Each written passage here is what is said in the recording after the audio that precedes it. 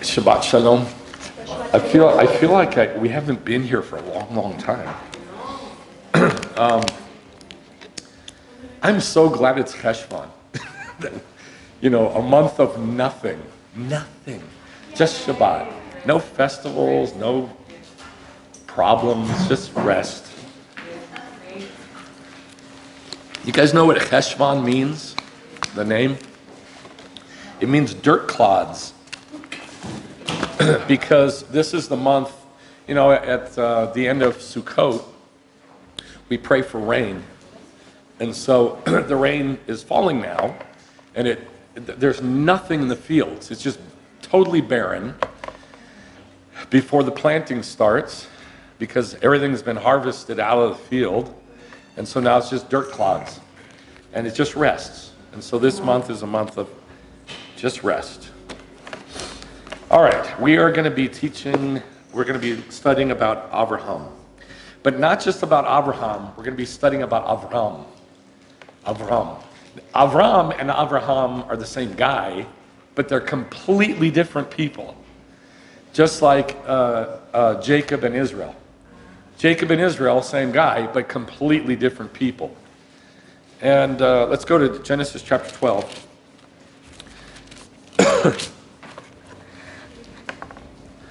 I don't think I want to get into this whole issue of when God said this, because it's fascinating, but it'll just take too much time. I have a short teaching today, and I got to keep it short. So I'm not going to go into this. I'm just going to say that the way it reads here, it's not chronological. In Genesis 12, it starts with, the Lord said to Abram, go forth from your country and from your relatives and from your father's house. When God spoke this to Avram, he was in Babylon. He was in Ur. But the very last couple verses of the last chapter, he's in Haran. He's already left Ur and gone northwest to Haran, to Syria, northern Syria. And so this is not chronological. It's a parenthetical statement looking back to when God spoke to him. And you can see that, by the way, in Acts chapter 7. And that's all I'm going to say about that. Now, the verse 1 says, Vayomer Yehovah, and the Lord, Yehovah spoke, El Avram, to Avram, Lech Lecha. Say Lech Lecha. Lech Lecha. It's written exactly the same in Hebrew. Same letters, Lech and Lecha. And they mean completely different things. Lech Lecha, Ma'artzacha, from your land, Umimoladcha, and from your birthplace, Umibeit Avecha, and from the house of your father, El Haaretz Asher Aracha, and to the land that I will show you, that you'll see. Now, Rashi says that there's 4 different ways to translate Lech Lecha. And I think he's right, because all of them work. But there's one that is just spectacular in its meaning. That's the one we're going to focus on. It could mean go for yourself. Go for you. Go for yourself. You got to go for yourself. Like when you tell that to somebody, you got to do this for you. And it could mean that. Go for yourself. In other words, I can't bless you here in Babylon. You're going to have to go for me to bless you. You're going to have to go in order for me to bless the whole world through you. So, go for yourself. Go with yourself. This is weird. Go with yourself, which is strange. In other words, go with what you've got there. Go with what you got. Go with, what you have inside you. Go with you. Avram, go with Avram. Strange, right? In other words, take your family and then all the stuff I'm going to give you so you can extend your influence through the whole earth.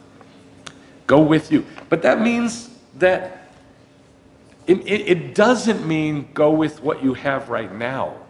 Because what you have right now, Avram, is garbage. It's idolatry. it's wickedness, it's Babylon, everything wrong. Everything wrong. So that means something's got to change. For you to go with you, Avram, I'm going to have to do something to you to change you. And that's what the next one is. Go to yourself. This is I love this. Go to yourself. Right, go inside you. Go back to your root. Go to your spiritual root, who you really are. And this is the message for everybody. Go to who you really are. It's not who you think you are. So, was Avram a Jew or a Gentile? He was absolutely Gentile. There were no Jews. Period. Was there Judaism? Yes. But there were no Jews. There was no Jewish ways. Except from the Spirit of God had told Adam, Enoch, Methuselah, and Noah his ways, her ways, his ways, the Spirit's ways. So there was Judaism, as God created it. And they passed that to Avram. Not Avraham, Avram, the Gentile. Everybody talks about Abraham our father, right? It even says that in the New Testament. Abraham our father, Abraham our father. It even says it in the Old Testament. Abraham our father. What about Avram? How come it doesn't say Avram our father? Because he was a Gentile. When God changed his name to Avraham, something happened, something changed. So he says, go to yourself. Lech Lecha literally means go to you. Go to yourself. But what if yourself is an idiot? What if yourself is wrong in everything you do and think and say, but you just don't know it is? Then you can't go to that guy or that girl. You got to go to somebody else who's inside, which means you got to get that thing inside to show. And that's what this is about. This total pagan, Avram, God pulled what he had inside out so that he could see it and he could do it and he could have understanding of God. That's what we're going to talk about. And then the last one is go by yourself. Go all by yourself. In Adon Olam, I can't remember which verse it is. In Adon Olam it says, for no one shares your singularness, no one shares your loneliness. It literally says God is lonely. And that's good. That's why he created people, so he didn't have to be alone. Well, if we're going to be like God, who's singular, we got to be singular. We got to be one. And if we're going to be like God, who's alone, you got to be alone. And it doesn't mean lonely so much as we think of lonely in America. It means alone. It means singular, like by yourself, like you're doing something different from the group, which God does. Something different from all the other gods, all the other people, all the other angels, all the other everything. He does something completely different. That's what we're supposed to be like. And that's what Avram did. Not Avraham, Avram. Yeah, he wasn't Avraham yet. He was Avram. This total pagan left everything that was familiar to go be alone by himself and do something completely different. The kosher laws, the new moon, the Sabbath, the festivals. That's Judaism. All right, so that's what we're going to talk about. So here's a phrase I wrote. Next slide. Avram was told to leave his place in order to testify to the existence of a God. Now, I didn't write this. This was off of by a rabbi. I can't remember his name. It's from the Chabad site. Avraham was told to leave his place in order to testify to the existence of God, not bounded by place. Is that a correct statement or an incorrect statement? Avraham was told to leave his place in order to testify to the existence of a God not bounded by place. True or false? False. His name was not Avraham. It's Avraham. Trick question, right? You got to pay attention. So, Avram and Sarai, they were not Avraham and Sarah yet. And this is what the rabbi says, were to be like perfume, leaving a trace of their presence wherever they went. This is in a midrash. Implicit in this midrash is the idea that the fate of the first Jews already prefigured that of their descendants. Do you know what that means? That Avram and Sarai prefigured the fate of their descendants. What does that mean? It means they were a picture, a symbol, a model of future Jews, their children, and what was going to happen to them. Right? Their fate prefigured the fate of their descendants. So, if someone is a child of Avram, what Avram went through, that person is going to go through what Avram went through. So the question is, what happened to Avram? He became a Jew. So Gentiles who are of the seed of Abraham, that should happen to them. They should be like Abraham. That's what he's saying here. That Abraham is a little picture, a model of all of his children. Well, Christians like to say we're the children of Abraham, right? Right? They're the children, but because it says that in Hebrews, it says that in Romans, that believers are the children of Abraham and Sarah. So they should have the same fate as Abraham and Sarah, of Avram and Sarai. In other words, they should change. And they should do what Abraham did. So here's the footnote.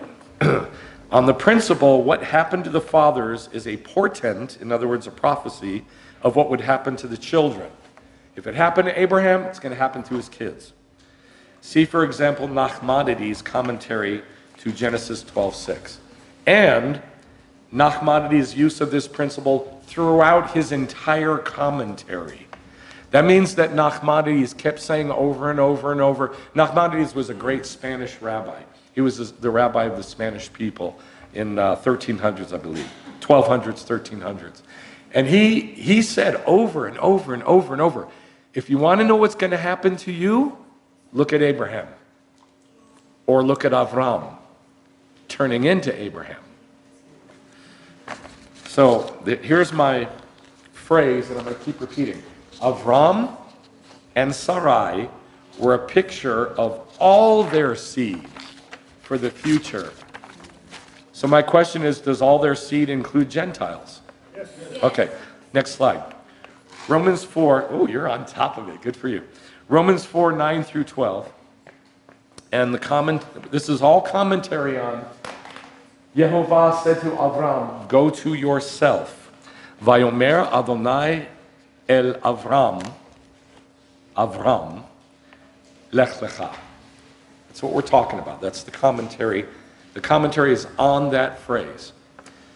Yehovah said to Avram, go to yourself. Romans 4, 9 through 12 says, and this is lifted out of a passage about faith, and it's a passage about Jews and Gentiles. Is this blessing then on the circumcised or on the uncircumcised? Now, instead of circumcised and uncircumcised, I'm going to say Jewish and Gentile, because that's what it means. Is this blessing then on the Jews or on the Gentiles too? For we say faith was credited to Abraham as righteousness. So how was it credited? While he was a Jew, circumcised, or uncircumcised, the Gentile?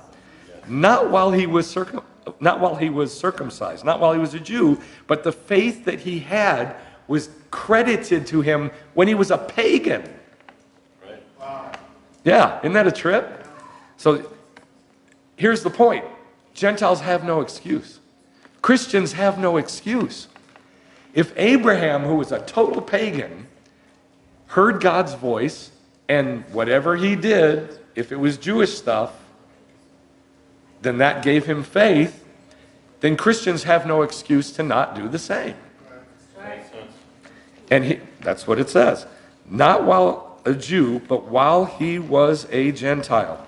And then he received the sign or the picture of circumcision as a, now this gets kind of hard to understand, as a seal of the righteousness of the faith which he had while he was uncircumcised. That's hard to follow, so let's pull it apart. He received the picture of circumcision. Circumcision is a picture. What does a picture do? It talks, it teaches, it preaches, it gives information, yes? Yes. So his circumcised penis was a picture that talked to him, that sealed, like set in stone, the righteousness of the faith. Now here's the problem. People don't know what faith is. Like a seal, like wax. Faith is understanding.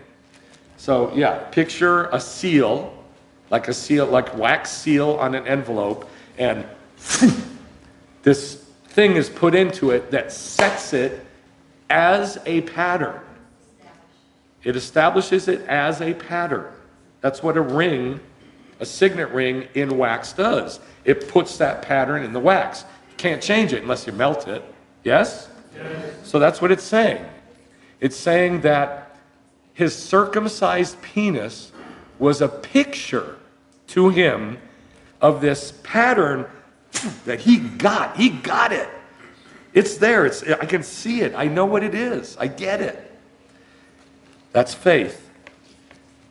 The righteousness of that understanding, which he had while he was a Gentile. Not while he was a Jew, while he was a Gentile. So that, this happened, so that he could be the father of all the Gentiles who have faith. So that faith better be the same pattern that Abraham saw. Right? Make sense? It's set in, well, not set in stone, it's set in wax. It's set in wax. It's there, it's sealed. It better be the same pattern. Or it ain't the faith of Abraham. It's the faith of something else. Correct. Does that make sense? Yep. Okay. So that he might be the father of all who believe without being circumcised. They're Gentiles. So that that righteousness might be credited to them. What righteousness could be credited to them? The same faith that Abraham had.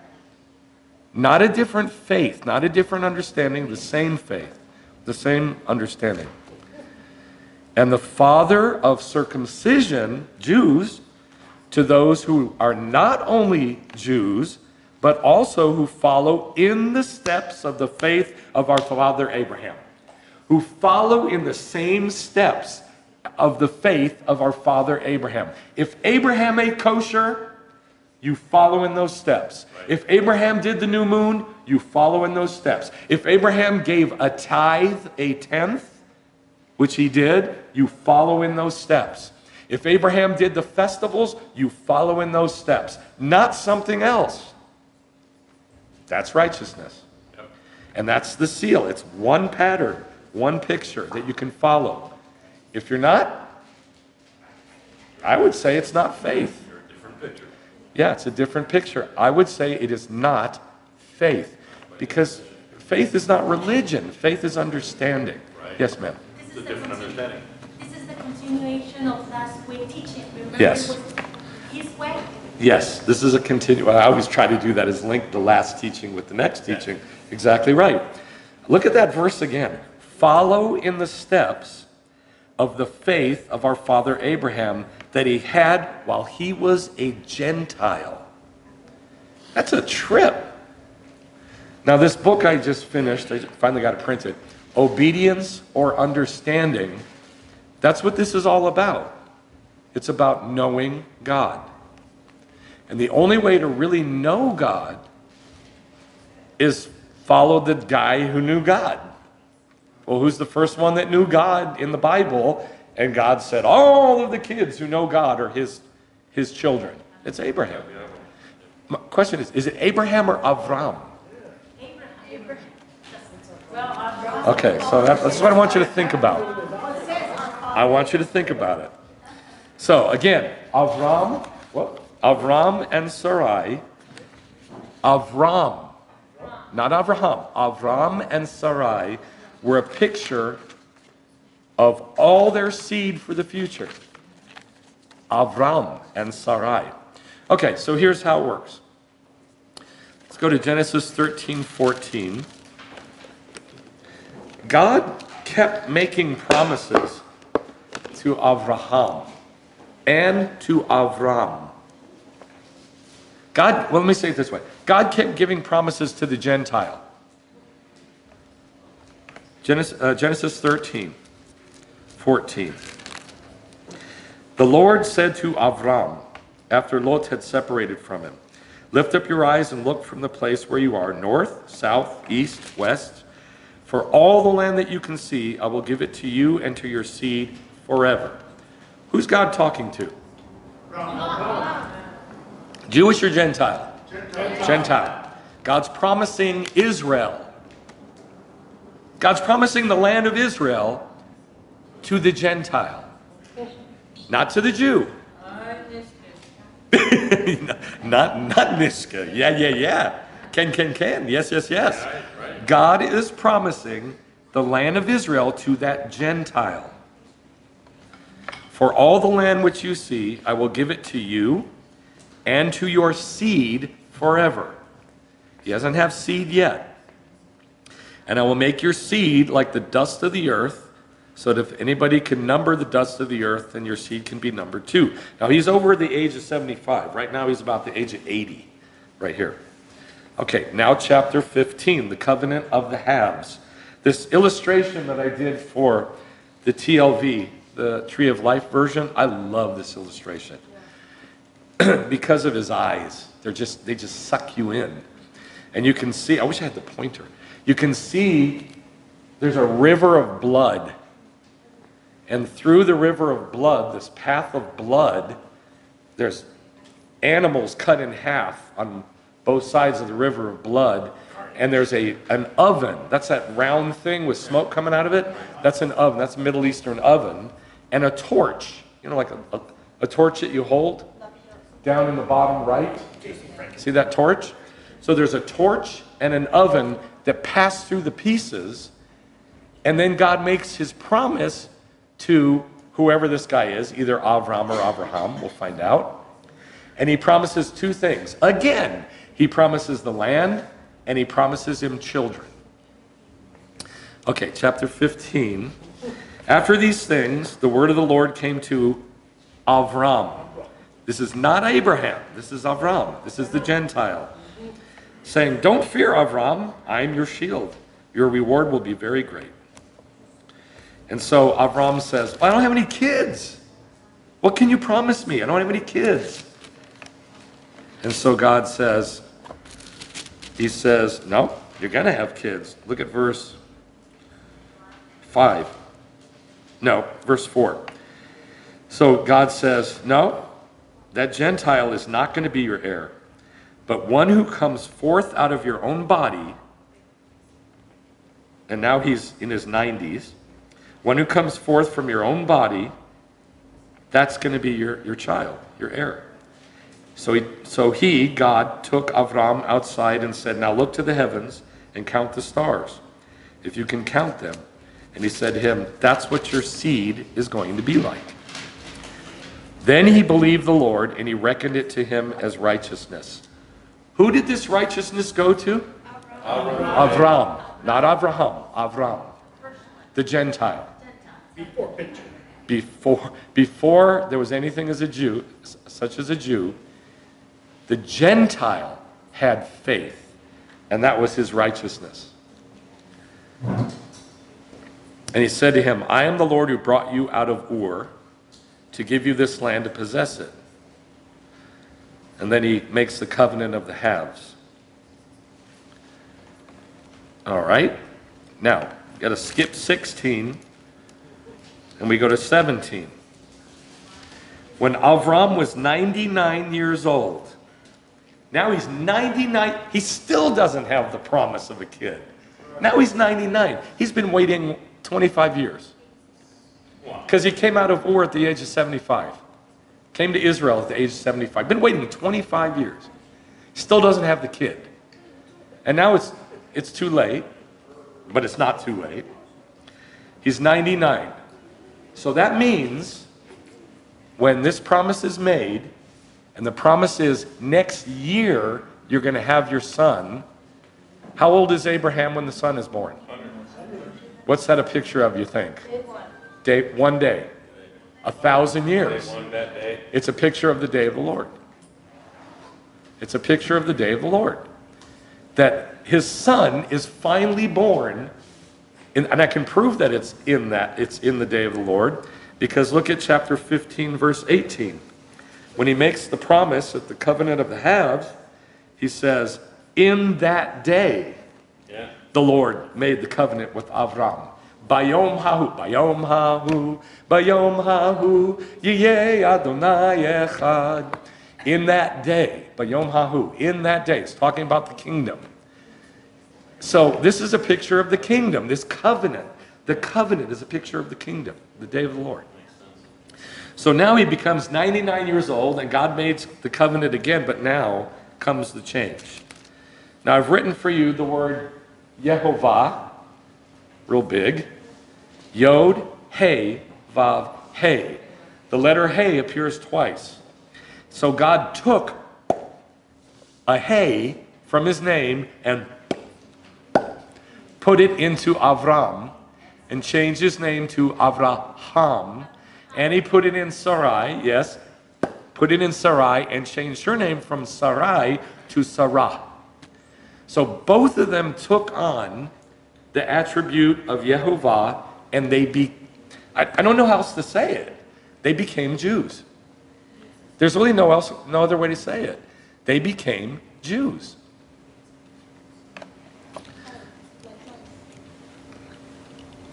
So Avraham, he's now Avraham, and she is now Sarah. The name was changed when he's 99. God makes the same promise again. Two promises. I'm going to give you the land of Israel, your seed, the land of Israel, and I'm going to give you seed. Only this time, it's going to be next year. I'm telling you when it is. And then, verse 5, no longer shall your name be called Avram, but your name shall be called Avraham. Why? Because I will make you the father of a multitude of nations. Now, Avram means father of many. Father of many. Av means father. Raham means a whole lot. Father of many. But Avraham is different. It means like exalted many. Exalted many. Exalted father of many.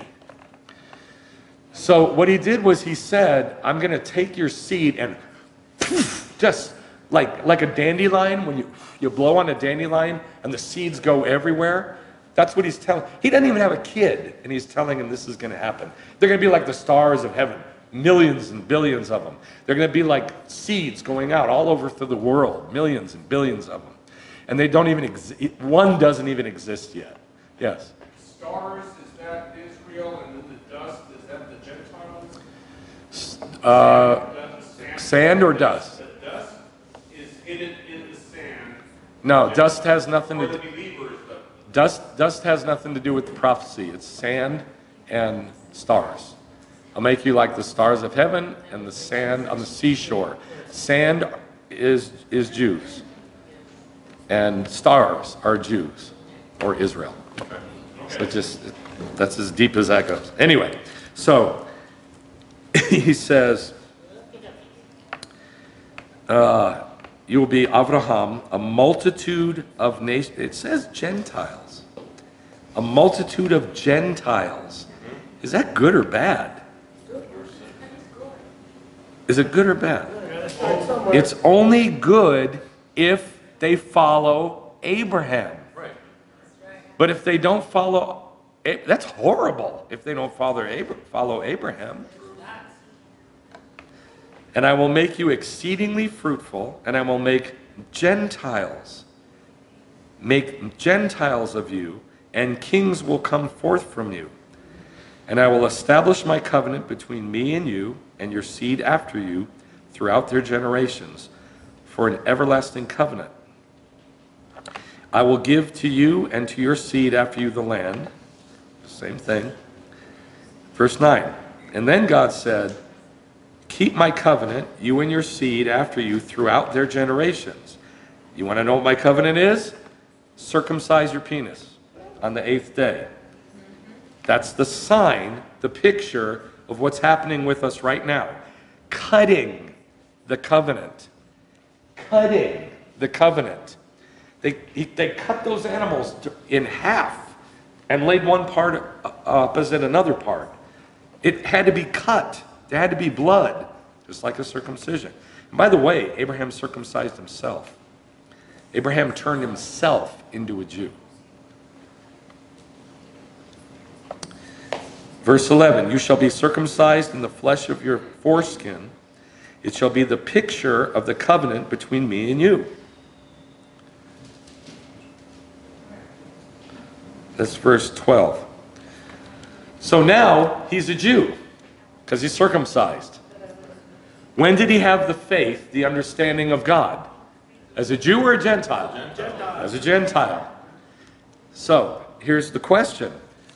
How did he live? Let's go to the next slide. How did he live?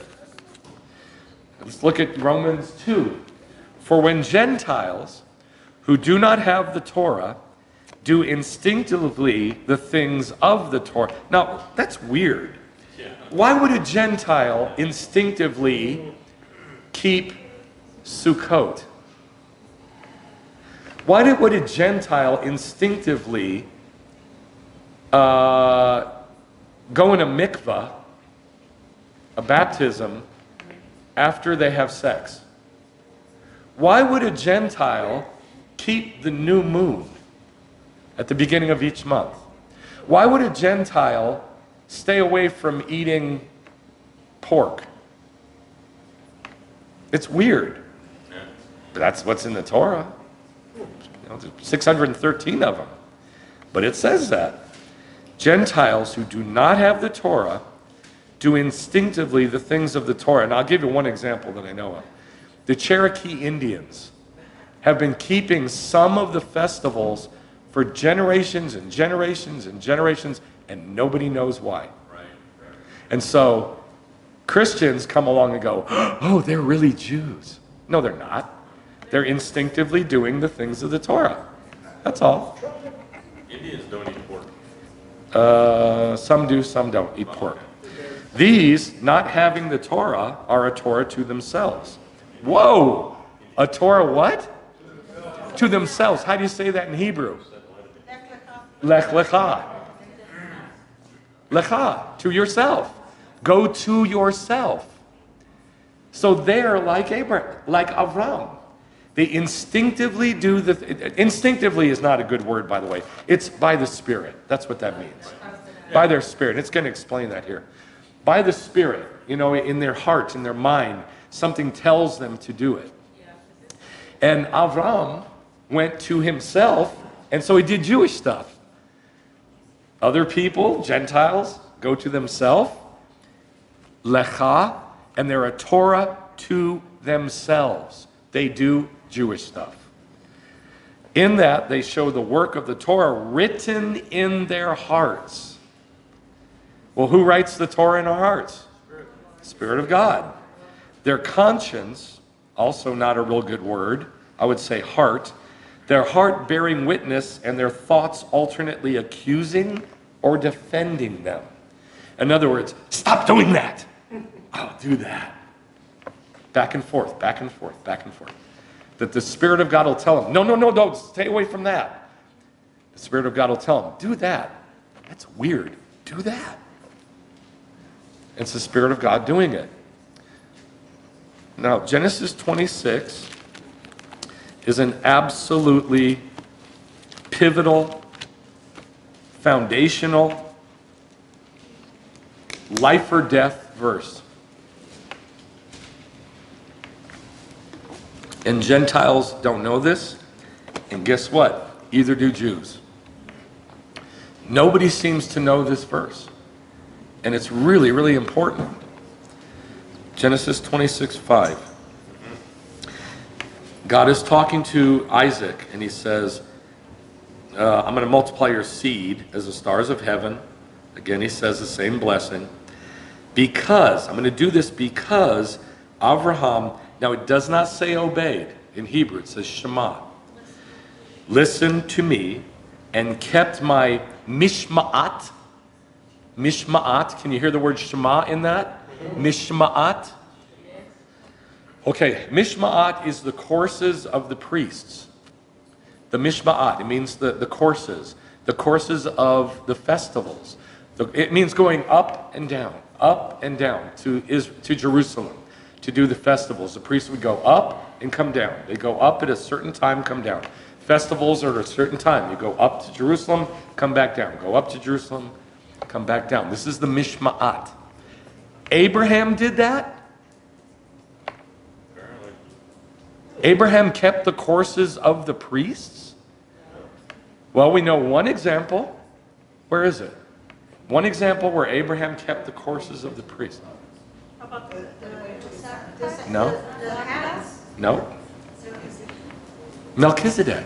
Oh, right, yeah. Remember, he went and gave a tithe to Melchizedek, the priest king of Jerusalem, who was actually an angel from heaven.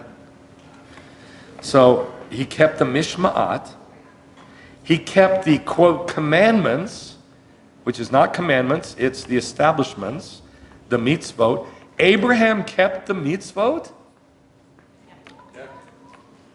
He kept the chokim, the statutes like the red heifer,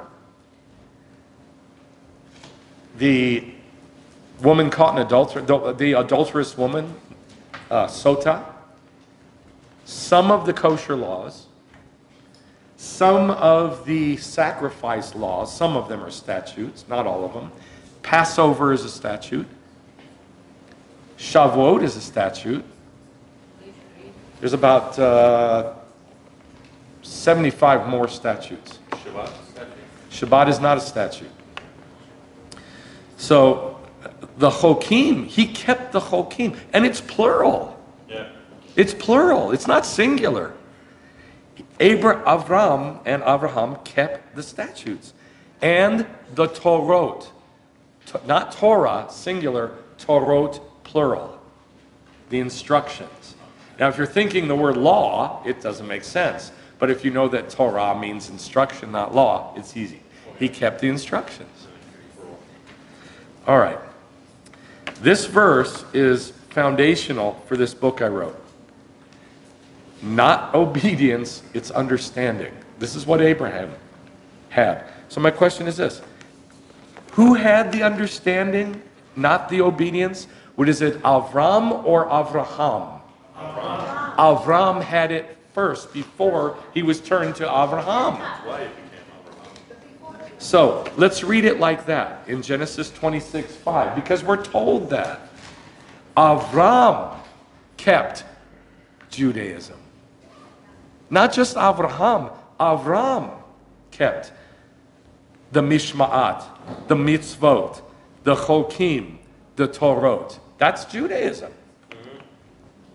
Now, why don't people know this? I was never told this. I was never taught this.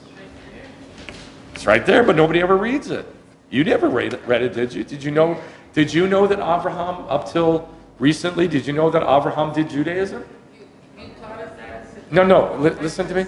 Before you came here, did you know that Avraham did Judaism? Yes. You knew that Avraham did Judaism? Well, that's awesome. I've never heard that. That's awesome. Cool. I'd never heard that. Wow. You were taught that when you were a kid? Glorious. I wish I was. That's awesome. Yeah, The only thing that I knew is that Abraham is the man of faith. Right. That's it. Right, that Abraham was the man of faith. All right, so here's what I'm going to say. They were taught by the Spirit. And the reason I say that Avram and Sarai were taught by the Spirit is because that's what Rashi says. It says in this verse, Genesis 26:5, he asked, how did he keep Judaism? Baruch HaKodesh, by the Holy Spirit. That's Jewish commentary. They were taught by the Spirit, and so was they, being Avram and Sarai, were taught by the Spirit, and so was Abraham. A Gentile taught Judaism by the Spirit of God. That's what the Spirit does. Now think about that. That's what the Spirit does. What does the Spirit do? Teaches Judaism to Gentiles. Right. That's what the Spirit does. So that means if you're in a church, I hate to have to say this, but I do. I have to say it. If you're in a church and somebody gives a word from the Lord and it goes against Judaism, it's not the Spirit of God, even though they say, oh, thank you, Spirit, for speaking to us. It's not the Spirit of God. It's just not. It's simply not. It has to, what the Spirit says has to comport with what the Spirit says and does. Right. And what the Spirit says and does is mishma'at, mitzvot, chokim, torot. And there's a couple other words in Hebrew about the mitzvah, about the established things. Judaism. That's what the Spirit of God does. So if somebody preaches or teaches against Judaism, and then people go, amen, amen, that's the Spirit speaking. It's a Spirit speaking, but it's not the Spirit speaking, for sure. Because it has to, the Spirit has to comport with the Spirit of God and with the Word of God. All right, let's go to 2 Chronicles 20. Next slide. There's 3 verses in the Bible that tell us why we want to even care about this. And here's why we want to care about it.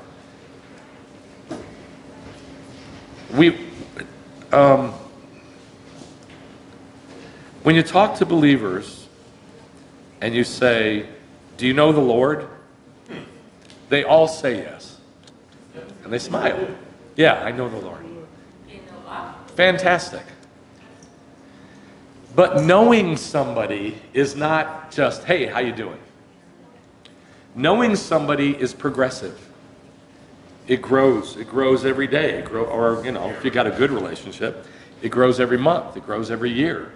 If you got a good relationship, it grows every day. And it changes all the time. Sometimes your relationship is better than on other days. It's not knowing the Lord that's important. It's knowing the Lord more. Avram didn't just know the Lord. He kept knowing the Lord more and more and more and more. How do we know that? Because those words are plural. Chokim, mishpatim, mitzvotai, which is possessive, my set up things, my establishments. Torot, plural, it's all plural. That means there's lots of stuff to keep doing and doing and doing.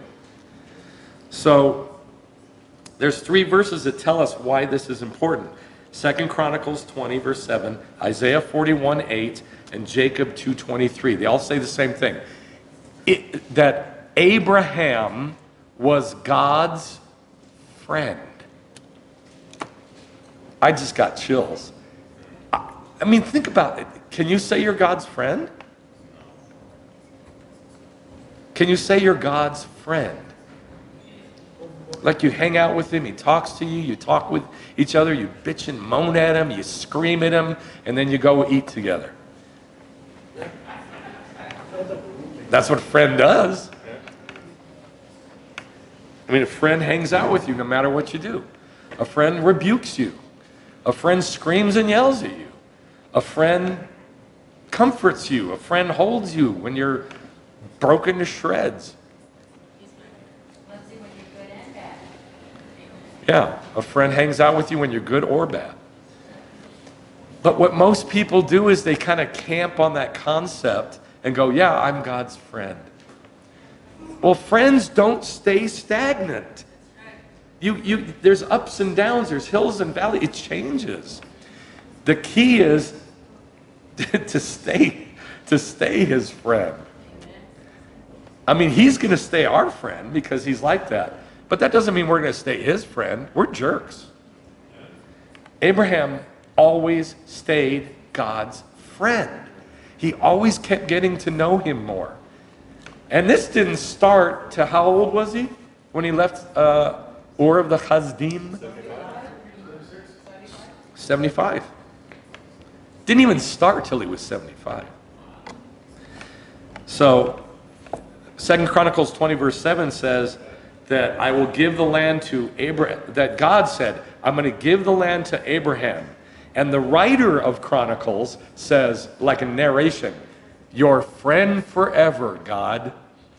Your friend forever. Not that God's going to love him forever, that he's going to love God forever, that they're going to hang out forever, forever. Olam. When is the Olam? In the day of the Lord. So even into the kingdom, Abraham is God's friend in the kingdom. Now, Yeshua said that, didn't he? That Abraham was in the kingdom? Yep. Where does he say that? What parable, do you know? He says, in that day, in the kingdom, people will come from the north and the south and the east and the west and recline at table with Abraham our father. Right? So in the kingdom, that's when he is God's friend. Not just when he was alive, but he was thinking about and seeing the kingdom. How do we know that Abraham saw the kingdom? Do you know? We've been through it a couple times. John 8:58. It says, Abraham saw my day of the Lord, my day, and he rejoiced to see it. Okay? So that's how we know that. Isaiah 41 says Abraham was a friend of God. It's talking about Jacob. And it says, Jacob, don't worry, I love you, I'm going to protect you. Why? Because Abraham was the friend of God. And then Jacob 2:23, or James 2:23, it says that Abraham believed God and he was called the friend of God. Why was he called the friend of God? Because he had one thing that nobody else around him had, the knowledge of God. The knowledge of God. Da'at et Adonai. The knowledge of God. Now that's what this book is about. It goes like, in fact, I'll just read you the very, very last thing in the book. It says this. Abraham, who did Judaism by keeping the watch, establishments, statutes, and instructions, knew God. He had the knowledge of God. And so he got the blessing from hearing the mitzvot. Doing biblical Judaism, then hearing it speak, leads to the blessing of the knowledge of God. We've talked about the blessing before, that it is the knowledge of God. Abraham had that. My question is, did Avram have that? Did Avram have that? Yeah, he knew God. That's when he was first the friend of God. And that's when he had the faith. And that's when God gave him righteousness, because he had the understanding, the faith. So even as Avram, he was the friend of God. Not just Abraham, Avram, the Gentile.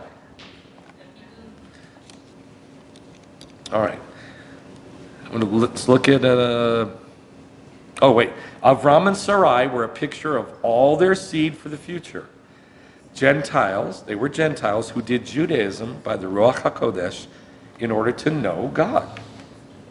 That's why God gave Judaism. Why would God give a bunch of, quote, laws? To keep us holy? So we can get to heaven? That's insanity. It's so we can know God. God wants us to know him. God created Adam and Chava so he could not be alone, so he could have somebody to hang out with, so he wouldn't be alone. God wants us to know him. not to do laws, not to do commandments. He wants us to know him. We do the, quote, commandment, so that and then we listen to it, it talks to us, we get to know God. But if we just do it without listening to it, guess what that's called in the Bible, in Deuteronomy chapter 11? Good. The curse of the law. It says, the blessing if you listen to the mitzvot, and the curse if you don't listen to the mitzvot. Not if you don't do the mitzvot, if you don't listen to the mitzvot. You can do the mitzvot all day long and not listen to it. That puts you under the curse of the law. And that's what the curse of the law is. It's doing Judaism without listening to it preached to you. That's the curse of the law. It's Deuteronomy chapter 11, verses 27 and 28. You'll get the blessing if you listen to the Judaism, the mitzvot. You'll get the curse if you don't listen to it. Nope, only in Deuteronomy 11. That one where it says about getting the curse by listening and the blessing by listening and the curse by not listening. It's only in Deuteronomy 11. You're welcome. So, faith was credited to Avram while uncircumcised, while a Gentile, and he received the picture of circumcision, a seal of the righteousness of the faith that he had while he was a Gentile, so that he might be the father of all who believe as Gentiles, and those of the circumcision, the Jews, and those who follow the steps of the faith of our father Abraham that he had while uncircumcised. In other words, follow in his steps. Christians all say they want to follow in the footsteps of Jesus, but they don't follow in the footsteps of Jesus. Jesus did Judaism. Right. Well, it's the same thing with Abraham. If you want to be of the seed of Abraham, follow in the footsteps of Abraham. He did the mitzvot, the chokim. He said that wrong. He said, follow the footsteps of Abraham. Follow the footsteps of Abram. Right. Follow footsteps of Abram and the footsteps of Abraham. Thank you. Who did Judaism? Right. Who did Judaism? Can't remember all the words now. And if he's your father, he's going to teach you those things. Yes, and if he's your father, he's going to teach you those things. That's right. Now, when this whole thing started, there were believers. The Gentile believers, were they doing Christianity or Judaism? How do you know they were doing Judaism? That's all there was at that point. Well, that's not good enough. There's got to be something in the Bible that tells us they were doing Judaism. You're right, but we got to be able to prove it. Where does it say that they did Judaism? Right. That's it. They went to synagogue every Shabbat. To learn. Acts chapter 15. To learn Moshe, right. Acts chapter 15. No, that's Yeshua. I'm talking about the believers. The Gentile believers. Specifically the Gentile believers. So Acts chapter 15, verse 19. Well, wait, look at the verse 1. Some men came down from Judah and began teaching the brothers, unless you are circumcised according to the custom of Moshe, you cannot be what? Saved. Right. So that's what they thought somehow that circumcision led to salvation, somehow. Never, never, never was that ever taught in Judaism. Never. Abraham never did that for salvation. Moses never taught it for salvation. It was a picture of the faith they had. Period. It was a picture of clean seed. So, well, yeah, I don't like to speak like that. Cutting away flesh doesn't mean anything. Here's a penis. It's got a cover over it. This is my hand, is the cover over it. When the Gentile has the seed come out, it hits that covering. It's called a me'il. It hits that covering. Circumcision, brit milah, covenant of this thing, the foreskin, is cutting that off. Why? So the seed can come out clean. It's a picture of clean seed. Otherwise, it's defiled. Otherwise, it's defiled. It's the wrong seed. It's dirty seed, so to speak. So this seed coming out is the understanding. It's the faith. This covers it up. The me'il covers it up and makes it dirty and wrong. You take that off, and you got a picture now of seed coming out clean. It's faith. It's understanding. Or else your faith is covered up and muddled and messy, and you just don't get it. There's no understanding. Does that make sense? That's what circumcision is. These guys, yeah, it's kind of hard to picture that as a woman. These guys, they didn't care about that. They're believers. They're Jewish believers, and they're like, Gentiles, we don't know what to do with you. You're going to have to do what we've always done. Come into Israel, get circumcised, become a Jew, then you're fine. And that wasn't the thing at all. So all the believers got together in Jerusalem, all the elders and all the leaders. They got together and they had a huge argument about this because nobody knew what to do with the Gentiles after Yeshua. Verse 13. After they stopped speaking, actually it's arguing, Jacob said, brothers, listen to me. And he gives the final bottom line. And he says this. Verse 19. It's my judgment that we don't trouble those who are turning to God from among the Gentiles, like Avram. But that we write to them 4 things. And the 4 things are just to keep them going, while they're learning. That's all it is. Verse 21. Why? Why should we give them these 4 things only? Because for this reason, Moses from ancient generations has in every city those who preach him, because he's read in the synagogue every Shabbat. So just give the Gentiles these 4 things. Why? Because they're going to synagogue. They'll get the rest. They'll be fine. But they're going to synagogue, and they're keeping Shabbat. And these are believing Gentiles. It's that simple. Is your hand up? Yeah. I can't tell. I'm sorry. Yeah, it's Yes, ma'am.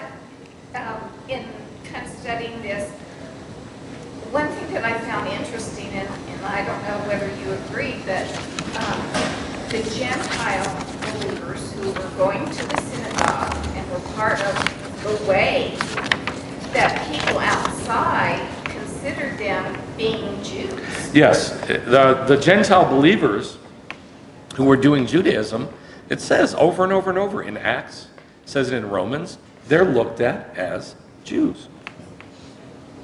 I mean, pagans looking at a believer just goes, they're Jews. Why? Because they were doing Judaism. Right, because they're doing Judaism.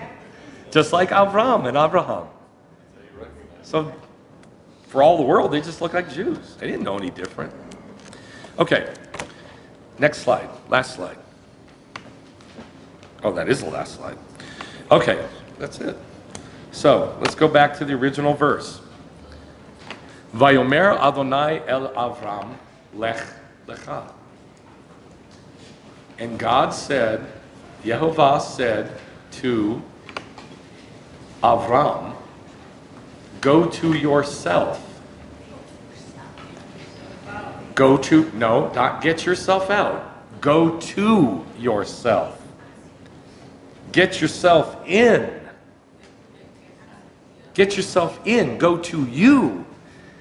That means that Avram had to come out so Avram could become Avraham.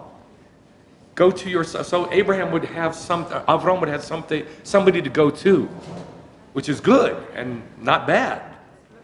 Go to yourself. Go deep.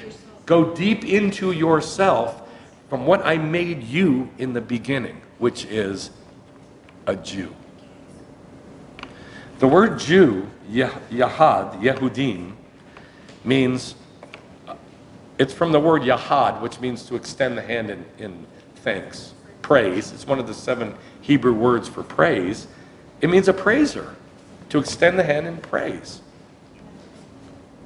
To make somebody a Jew, or to, and I want to say this clear, Judaize is the best thing you can do on this planet.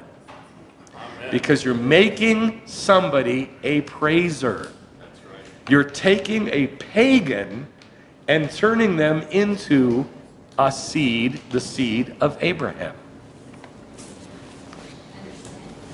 And they then can go to the synagogue every week, learn Moshe, have the Holy Spirit speak to them like God did to Avram, and they can become more and more and more and more Jewish like God. Does that make sense? Don't ever, ever, ever let somebody say in your presence, Judaize or Judaizer in a bad way. Never says that in the Bible, not one single time. Never. This is a made-up word from an anti-Semitic spirit. Use the word Judaizer. Use the word Judaize. Use it. Because it's a fantastic word, and it is in the Bible. Yahadi.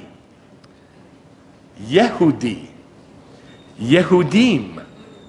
Yehud. Yahad. They're all in the Bible. These are different forms of the word Jew, to make a Jew, to be a Jew, Judaize. All the same word. It's a great thing. Yes. Can I have a moment to share something? Sure. I don't know if you want to take this or not. Okay, can y'all hear me? Yep. Okay. I thought it was amazing when Michael was talking about how God imparted the hay into Sarai and to Abram. And so I started looking up stuff real quick. Hay, This needs to be near your mouth. sorry, hay is a picture of God in Judaism, according to the Chabad. The letter hay is made up of, a lot of people see it as 2 letters, the Dalet and the Yod. That's Okay? da. Dalet.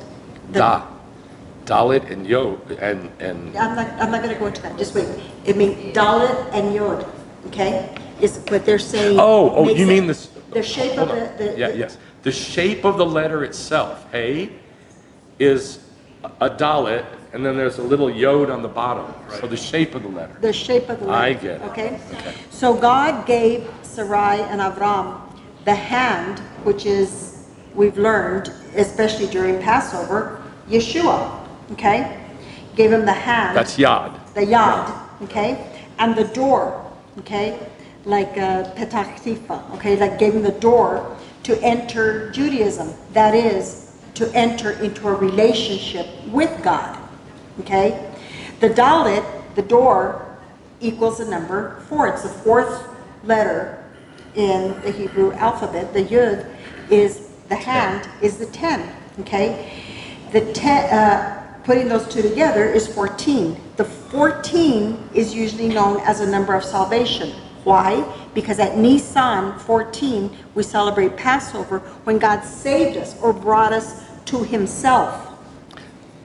In Matthew chapter 1, it talks about the generations from Adam to Abraham. Exactly. Guess how many it is? 14 generations. 14. Yes, there's always, and I was going to say that too. Thank You you. did? No, well, I hadn't gotten it yet. Want to add to that too? Wait, I'm not done. Okay, so God imparted a bit of himself to Avram and to Sarai when he gave them the Hay. the hay. And that was it. Okay, I'm going to add to that. When you take the 10 and the 4, you get the 14. So if you drop the 0, you get a 1 plus 4, which equals 5, which is the numerical value of the letter A. Right. Okay, wait, let me get that on tape. 10 plus 4, you can drop the multiple of 10, it's just 1. So 1 plus 4 is 5, which is a hay. Very good. Thank you. All right, so go to yourself. Go to yourself. Listen, please. That means you're going to have to find somebody different in there to go to. You're going to have to find the Jew in you to go to. I do too. I mean, we all do. We got to find the Jew in us to go to. Because he was a Gentile. He had to go to somebody else. But was inside. So, keep listening to the mitzvot. Keep listening to the mitzvot as you do them. Don't just do it. Listen to it. Yes? Would that have something to do with the circumcision of the heart? That's what circumcision of the heart is. That's what it is. Your heart goes from being a Gentile heart to a Jew heart. Yeah. Listen to this. And so, Avraham, who did Judaism by keeping the watch, the mishma'at, the establishments, the mitzvot, the statutes, the chokim, and the instructions, the Torot, has been rejected in his ways and in his walk by all those who are his children. I'm reading from the very last paragraph of the book. Neither Judaism nor Christianity follow the way of Abraham, the way of Moses, the way of David, the way of Messiah Yeshua. Their way was to do the mitzvot and then hear it, listen to it. The way of religion is the bondage of trying to obey a commandment. This was surely not what God was after when he taught his children to listen. What he has taught us is this: there are no commandments given by God. There's no law to try to keep perfectly. There's nothing to obey, and no one's asking for obedience anyway. There is simply a beautiful set of pictures, patterns, and a shadow that we can hear speaking by the Spirit. Doing biblical Judaism, then hearing it speak, leads to the blessing of the knowledge of God. And that's what we want. Let's pray. Thank you, Abba, that you want us to know you. And you've given us a way to know you more and more and more. And I ask that you would Judaize us. That you would preach and teach and show us your ways, so that as we do your ways, they talk to us about the kingdom, and they talk to us about who you really are and how you really are. We just want to know you, Lord. We just want to know you. Thank you, Abba. Amen.